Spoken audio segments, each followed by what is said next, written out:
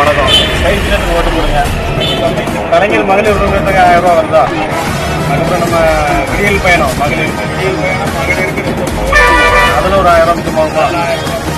அது நம்ம காலை உணவு முதல்வரோட காலை உணவு திட்டத்தில் வந்து நம்ம ஒரு நாளைக்கு 50 ரூபா வரனா ஒரு ஸ்டூடெண்ட் கண்டிப்பாக 30 நாளைக்கு நம்ம கணக்கு பண்ணோம்னா 1500 ரூபா ஆச்சு. அது மட்டும் 3500 ரூபா ஆச்சா? முதுமை பெண் திட்டத்துக்கு வந்து மாணவிகளுக்கு வந்து பள்ளிக்கூடம் படித்து அவருக்கு வந்து பட்டப்படிப்பு படிக்கக்கூடிய அந்த மாணவிகளுக்கு 1000 ரூபா கிடைக்கும். அது மட்டும் 4500 ரூபா ஆச்சு. குடும்பத்துக்கு சராசரியாக எப்படி கணக்கு பண்ணாலும் 4500 ரூபா நம்ம தளபதியாரோட ஆட்சியில் வந்து கிடைக்கும்.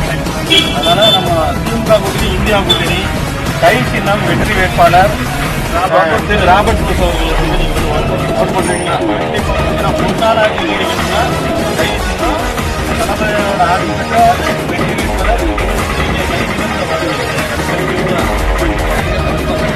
சிலிண்டர் வேலை வந்து பார்த்தீங்கன்னா 800 ரூபா கூட்டியிருக்காங்க ஒன்றிய அரசு. சீசன் பிரதமர் மாதிரி சீசனுக்கு வராது, சீசனுக்கு போறாரு, எலெக்ஷன் தான் வருவாரு. நம்ம சின்னவெளியில வெள்ளம் வரப்ப வந்தாரா? சின்னவெளியில வெள்ளம் வந்தாரா? ஓட்டு கேட்டு சீசனுக்கு வரக்கூடிய சுற்றுலா பிரதமர் சீசன் பிரதமர் 29 பேர் தான் பிரதமர். இவரை புறக்கணிக்கணும்னா கை இந்தியா கூட்டணி கை நம்ம மாற்று இருக்கணும். சிலிண்டர் விலையை வந்து 500 ரூபா ஆக்கிடுவாங்க மானியம் கொடுத்து.